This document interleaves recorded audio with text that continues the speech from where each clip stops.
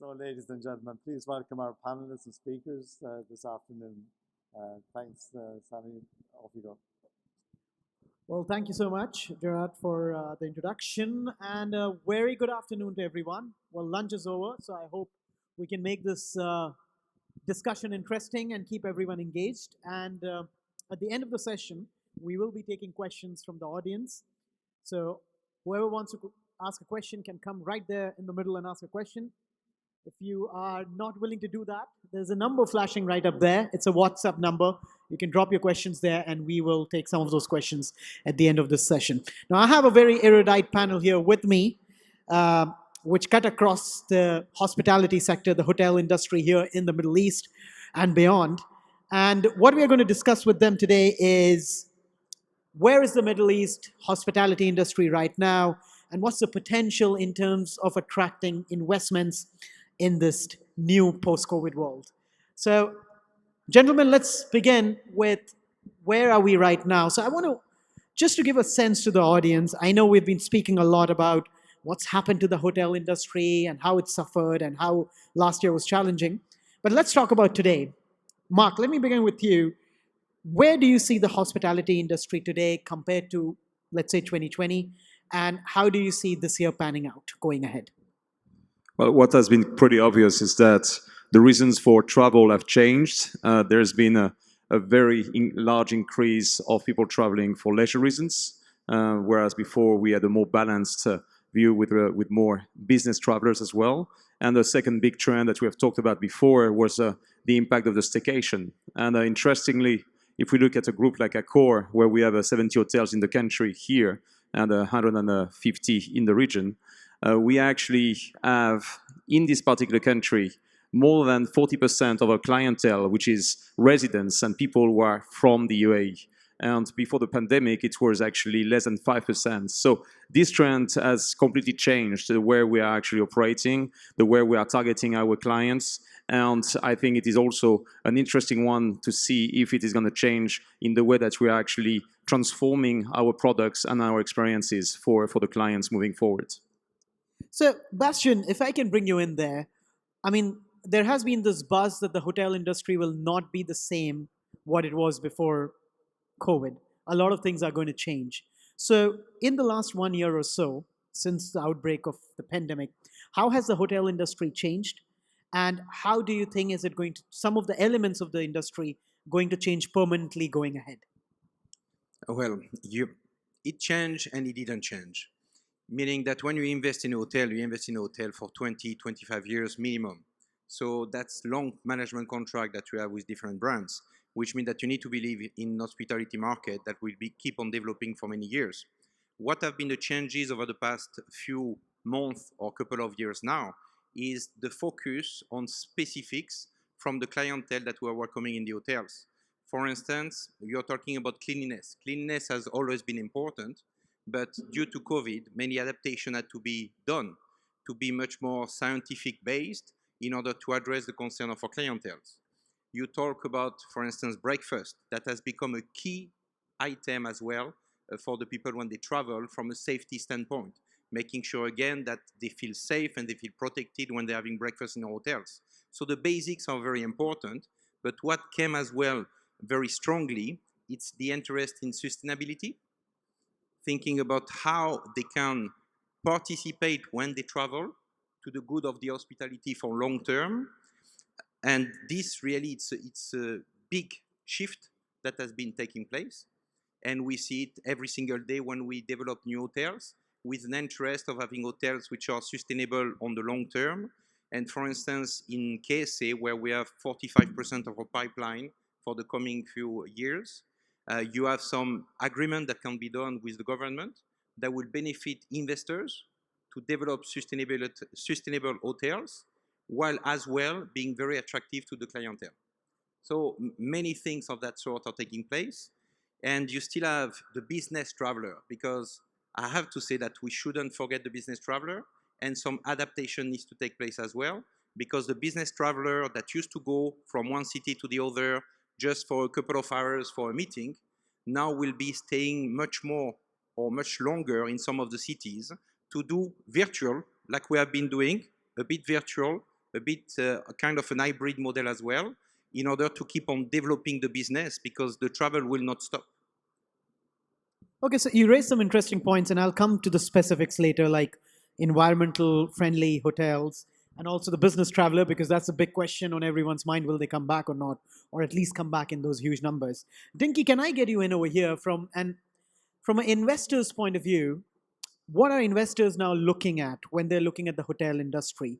I'm sure there are a lot of them waiting for assets that will come on the block, where they can come in and probably buy them off, but they are also looking at investing in new formats and new offerings. So from an investor's point of view, what is it that is attracting them to the hospitality sector at this point of time?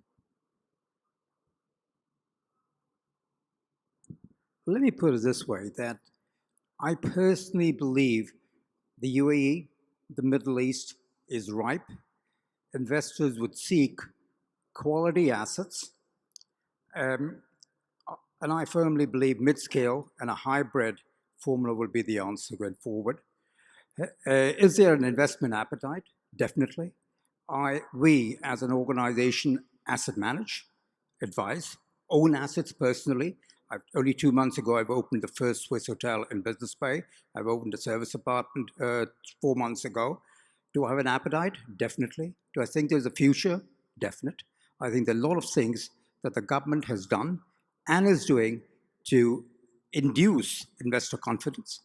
And where Dubai and the Middle East sits, both geographically, financially, and organically, it's a perfect platform for every brand, majority of the investors, to really look at it, get in here, and are we going to operate the same way as we did previously? Answer is no. You've got to be smarter. You've got to invest a little more prudently, have the operators and the brands align themselves to be a little more investor friendly. I think they have. They've worked hard on this, and they understand that business platforms and expectations of owners have changed over the years. And I personally am encouraged. I'm investing. I'm not only providing that, I'm personally investing. So from Dubai, Middle East, Saudi, the MENA at large, I perfectly believe, and I strongly believe, that you've got a great platform to go forward with. There's some interesting things you said, that it's a good time to invest and there is appetite. What are the formats or the business models, when I say business model, hotel formats, where investors are interested? Are these the typical luxury hotels where investors are looking at, or is it the mid-range that is also drawing a lot of attention? I think it's a valid question. Personally, I believe that there's enough luxury supply available in the market today, and let that mature, let that sensible. The volume and the vacuum is in quality mid-market and select services. I think that needs to be done. And I think the only factor for an investor when you look at mid-markets or upper mid-market and select services is cost of land, location, accessibility. And if authorities partner in providing the right infra, I think it'll be a very sound decision to do forward. So in a nutshell, mid-market select services is the key to go. And if you can do a hybrid between lodging and extended stay, you're most probably hitting the ball. Mark, you want to come in there? Yeah. Yeah, just maybe to give a different perspective on that, looking at the numbers for us, if I look at the development and the number of hotels we have signed last year and what we are discussing this year, interestingly, because I would think exactly the same, and I would think that would be the wise way to go into, but interestingly, 50% of our discussions revolves around the luxury products. And what is interesting, linked to the fact that there is obviously the interest for developing resorts and products that's actually matching the leisure clients' needs, there is very much this association in between 5-star luxury and resort, a proper leisure experience. So maybe this is where it is coming from. And surprisingly, the more select hotels, select services, economy hotels is representing something like 20% of our discussions at the moment. And I would have anticipated that it is otherwise. The last element probably is the long-term, options, long-term stay options and the residential options, because we have seen a lot of traction for having these hybrid models where it is hotel plus at the same time apartments, or apart hotel, where there are all the services that are provided. And there is definitely an interest for that model, which we continue to see, and it has prevailed and been very successful during the pandemic. Today, our apart hotels are trading at 90% occupancy typically, which is not at all the norm for the rest of the market here in this part of the world. Now, there's one thing, I'll just get you in, Dinky. The one thing what we have seen is, as you mentioned, touched upon, that in the last 1 year, leisure travel was the first one to bounce back. Business travel, we don't know how long will it take.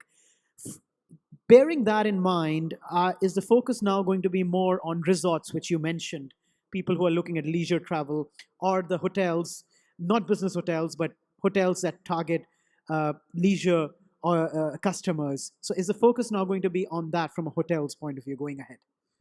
And here, I think one of the big trends that we're starting to see is this leisure model, where typically you would go to a city and you will mix up the business reasons why you're traveling with a leisure.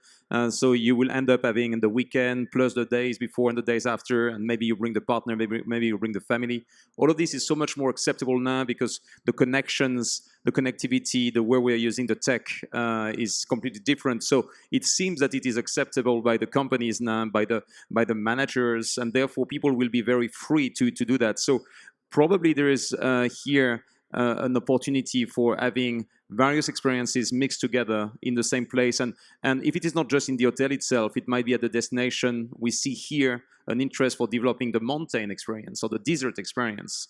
It is something that for which, for instance, we have partnered with Ras Al Khaimah to be able to have a proper mountain resort. And I think this is, also the type of opportunities and avenues for investments which are going to be very interesting. Bastian, you want to come in there? I mean, something which Mark touched upon is going to be a mix, as he says. But the concern really is, which I think we have also discussed widely during the course of this event, that business travel is not bouncing back anytime soon. And it's going to take a while. And a lot of hotels or your inventory was geared towards catering to those travelers. So my question to you is that what can hotels do with their existing inventory, which caters to business travelers, and what can they do to make it more appealing for leisure travelers in terms of, because there's going to be more competition now in that space. So how do you address the problem of business travelers and the hotels, and B, how can you make your hotels more attractive to leisure travelers? If you allow me, before jumping into that question, I would like to come back to the pipeline, because Sure. I think you made a very good point about the pipeline. And when we look at the pipeline of the hotels that we have, up to last year, you had 60% of our hotels in the pipeline that were upscale, so brands like Voco, Crown Plaza, and Hotel Indigo, or luxury with Regent Hotels, Six Senses, Intercontinental. Over the past year, we have seen a switch with much more interest within the mainstream brand, especially in the markets in the Middle East, where many of the key cities have already got a good number of luxury properties, and where the secondary and tertiary cities are able to welcome some new kind of hospitality. And you look at it and you think about the millennial-centric lifestyle hotels, which are really in a good positioning of 3-star and can be really welcome in secondary and tertiary city. To come back to the business travelers, the way we're adapting in our hotels, so you have digital solutions which are deployed throughout the hotels, because it's a link between how to adapt to the new business traveler requirement, as well as dealing with the COVID challenges that we have been facing. But the most important element is to adapt to the hybrid model again. When we are looking at the conferences, for instance, and I think ATM this year is a fabulous example of what can be done on the market, the hybrid model can be done, and we can welcome conferences back to our properties.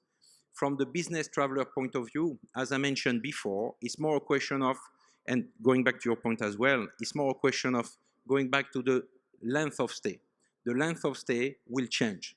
These one-nighters that were easy to do prior to the pandemic will be much more complicated, as long as you have different rules to be applied between the different countries on your travel. So a model where you will go to the most important city to still do some face-to-face meetings, but will have necessary technical services available for you to be able to go beyond the city that you are visiting. That's what's going to be the secret of tomorrow. Dinky, you heard the two gentlemen giving you a perspective about how the market is changing and what the changes they're bringing back. From an investor's point of view, uh, which category do you think? I mean, there's an obvious answer that leisure is going to be the big category driver, rather, in the next few years. From an investor's point of view, do you rule out business travel bouncing back anytime soon, or you think that as a category is still of interest for investors? I don't rule out business travel. Business travel will reduce, but as we heard Paul just talk about it previously, most probably the volumes will increase in a smaller manner at the end of the day. And from an investment perspective, I look at projects that have different revenue streams. There is only a land parcel with a certain authority approval and what you can build. The art is to create a hybrid product where we heard apart hotels, we heard residences, we heard short-term leases, we've understood the lodging element. For an investor today, his return on investment period most probably has got extended. And the only way for him to get confidence that he's going to put his mouth where his money where his mouth is and get an appropriate return is when he's able to create different arteries to generate revenue through a different mix at the end of the day within the same superstructure.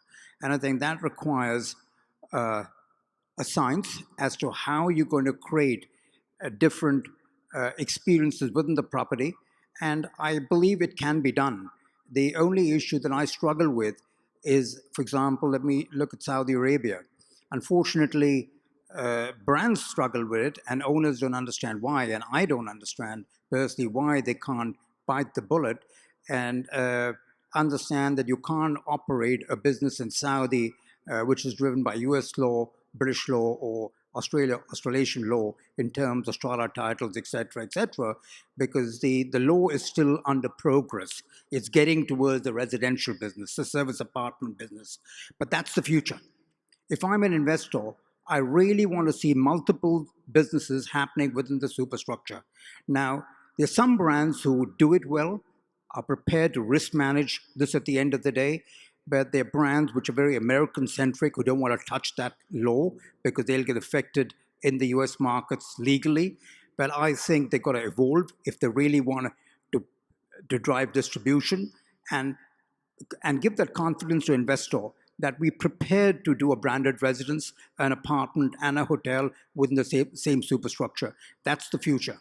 And the earlier they get to fine-tune and get country experience and domain experience and manage that bill of risk while the country most probably matures in their law towards that, they've got to do that to create that investor confidence in me. I'm prepared to invest, but if the brand has a problem because they worried that US law in America, they can't substantiate the strata title or the residential law within the structure of the building, we've got a problem on investment quite clearly. But those brands who are embracing it and are prepared to do it will find themselves quick to market in this. Mark, picking up what Dinky just said, that from an investment point of view, they're looking at a structure where there are various business streams or revenue streams rather within that, whether it's residences, resorts, hotels, apartments, things like that. How challenging is it from a hotel point of view now to really replicate that on the ground? Is there scope and potential to be able to scale up in such a fashion where you can accommodate so many different kind of streams within a same structure? One of the very interesting stream of revenue that has been probably untapped from an hotel point of view is the food and beverage element, the restaurants. What has been really interesting, obviously, is that when we see that we need to have relevance in the market, we need to be able to attract the people who reside in the vicinity, to attract the people who are actually in the city. And in order to do that, we need to come with a cool, interesting products and experiences. And one of the ways to look at it now, and it's actually interesting because it's very much with all the lifestyle elements in terms of the brands that we want to have. And interestingly, lifestyle is not just luxury, but we also have entry-level lifestyle like a Mama Shelter, which is one of our brands. And the typical Mama Shelter and the way they define themselves in the brand is that it is actually a restaurant that happens to have rooms on top. And more than 50% of the revenue is coming from the restaurant experience. And when I say F&B here, I'm not talking about the meeting element. It's very much the restaurants, the bars, and everything which is about the community, where the communities can actually meet and spend time. And we're also considering now converting some of the meeting spaces, which we think will be the last to be able to bounce back after the pandemic, into places that could actually be for co-working and sharing the space with other people that don't want to be all the time working from home, or there is no office anymore. So we want to provide opportunities, and we have a brand for that, which is called Wojo, where we're looking at actually providing this experience. So it's definitely other streams that we think will be beneficial. And if we want to be relevant locally, we really need to build up the way we actually provide experiences, because it's all about the experience. It's all about the pictures I can put on my Instagram, and all of that has a lot of value. And we did not really look into it before. It was essentially about the hotel rooms. We think now that now is the time for the opportunity to do it. And we have a long, big collection of hotel brands that are exactly addressing this. And I think lifestyle is becoming mainstream. We sign a lot of new hotels which are lifestyle brands, and at some point this will become really the norm of the way that people want to actually experience something new and fun and interesting in hotels. Well, that's an interesting point. You said lifestyle rather is going to become mainstream. Bastien, you, from a hotel point of view, there's a dual challenge here. It's a double challenge. The market is shifting, as Mark was talking about. Lifestyle is becoming the norm. And B, you also have competition from the likes of Airbnb, which a lot of customers in previous years have preferred in many cases over hospitality. How is the hotel industry looking to address some of these challenges? Because it's not just about getting customers back, but also giving them what they want, and especially when there's a product out there in the market which is kind of giving them that. So it's a dual challenge over there. Am I wrong in assessing that? No, you're right. And it's actually even more complicated because you need to connect the needs of the clientele with the needs of the investors. And to do this, it takes multiple choice. So first, you're talking about, for instance, the IG rewards. This kind of program is really helping to drive revenue to the properties, but at the same time providing some benefits to our clients. And they are being adapted as well to the new length of stay, where you can get some different bonuses which are provided to you in order to encourage the use of those programs. You look as well at the way we are supporting the owners in terms of distribution system. So for the owners, it brings additional sources of revenue, but from the guests, it gives easier booking patterns or booking facilities in order for them to visit our hotels. So it's just connection between the client and the owners. And earlier I mentioned sustainability. Sustainability is very important to the guests where they stay, especially right now when there is a huge interest in a non-urban locations. But also it's important for the investors, because if they can invest in a way which is sustainable for long term and they can benefit from support coming from the governments, that's helped them as well to have better ROI for their properties. So it's really about the mix of understanding the needs of the guests and understanding how we can transform it in a way where it benefits as well our owners and investors. Do you think, Dinky, that this year we are going to see more deals happening in the hospitality space? Last year, a lot of hotels were able to hold on to the inventory and assets. In some countries, it was because of government support.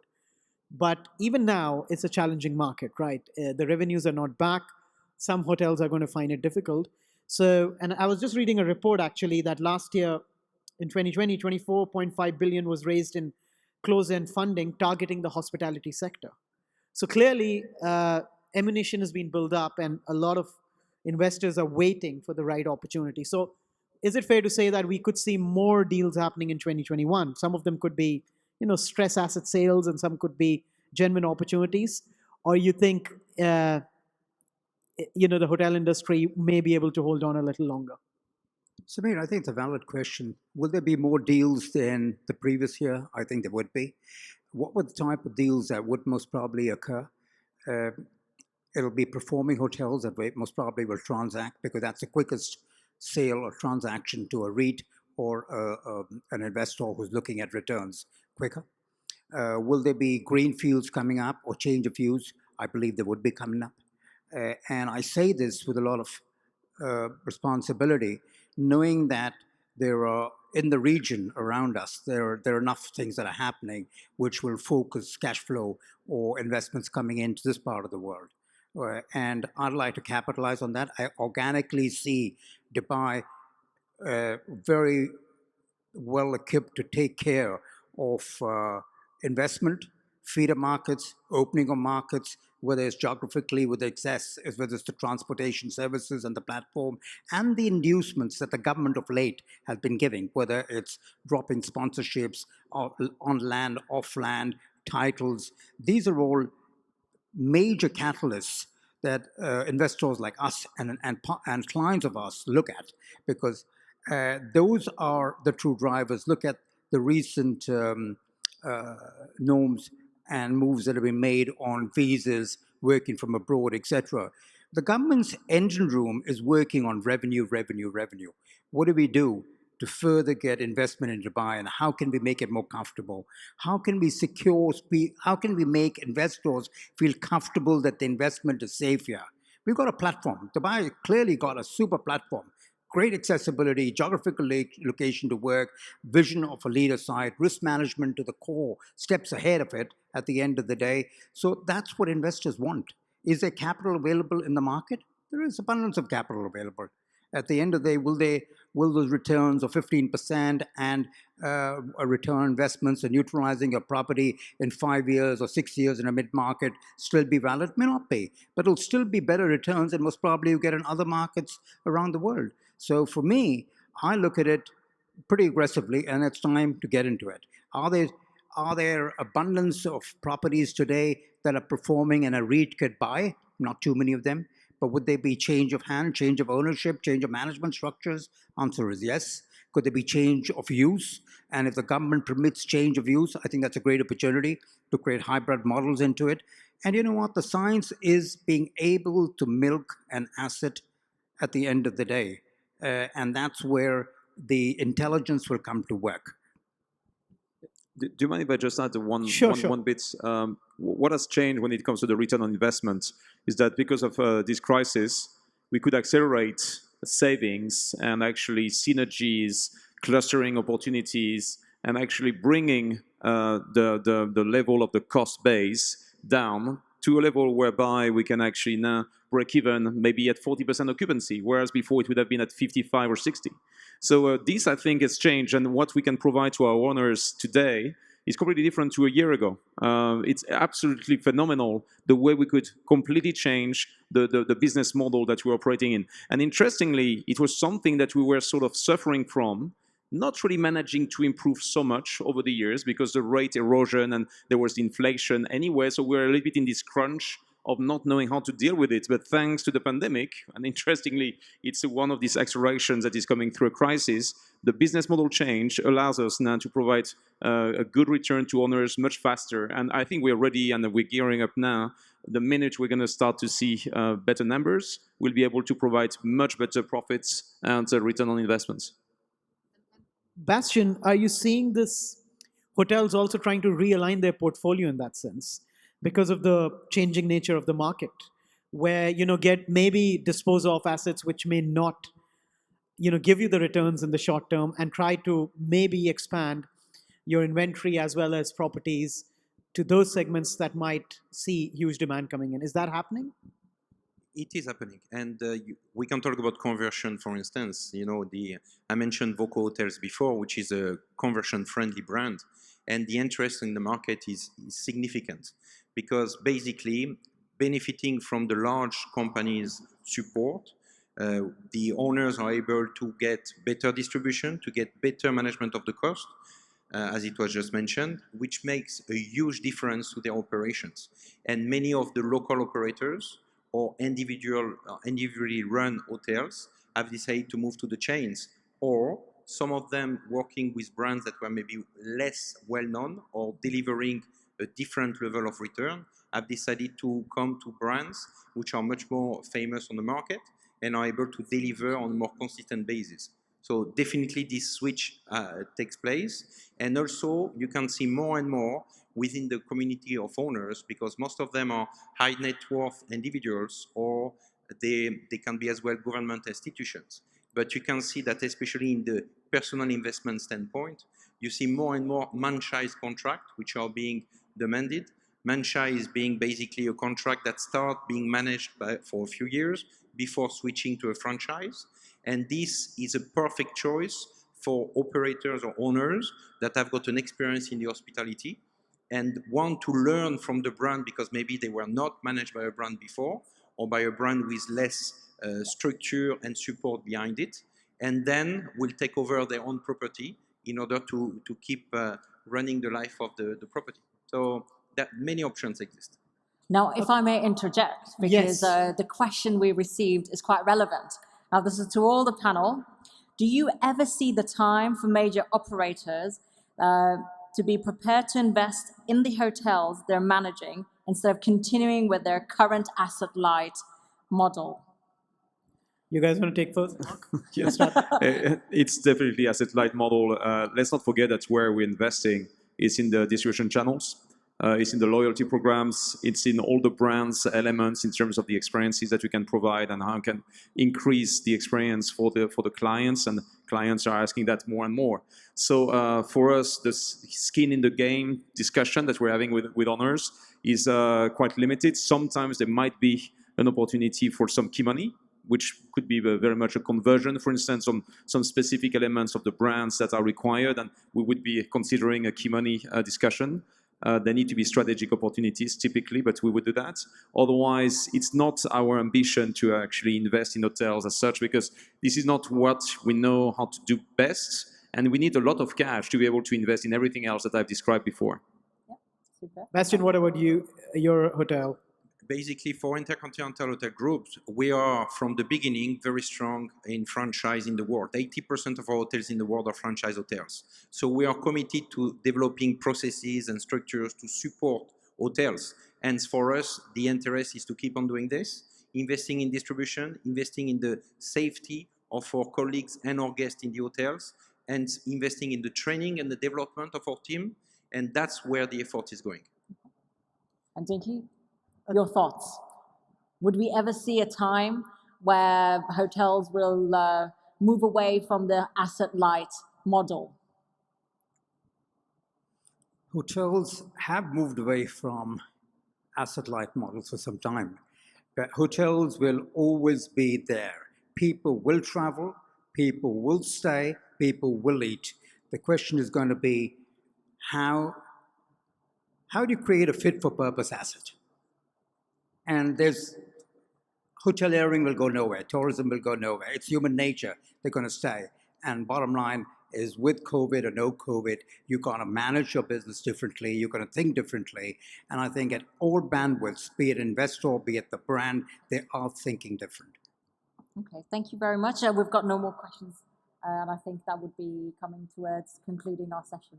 Okay, Yeah. so I'll give them the last word before we conclude. Of course. Okay, so going ahead, all of you, what do you see as the biggest opportunity for the hospitality industry now in the new post-COVID world, and what do you see as the biggest challenge? Quick answers from all three of you on that. One for me, all-inclusive, luxury, premium all-inclusive, with a lot of services and a lot of experiences. I see that as a fantastic opportunity, tapping onto this trend of having more leisure reasons to travel.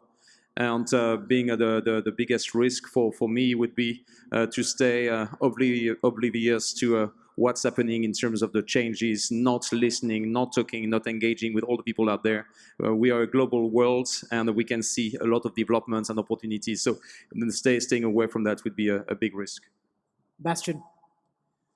The biggest opportunity definitely will be the investment in mainstream brands in secondary cities, because you look at UAE or you look at KSA and some of the large markets in Middle East Africa, is still a market where there is space. There are still markets where there is space for this kind of product and where you can get a good return when you're an investor, especially if you're able to get 5, 10 different locations. And you go with brands like Holiday Inn Express or Avid, and you can have something that's quickly turning cash.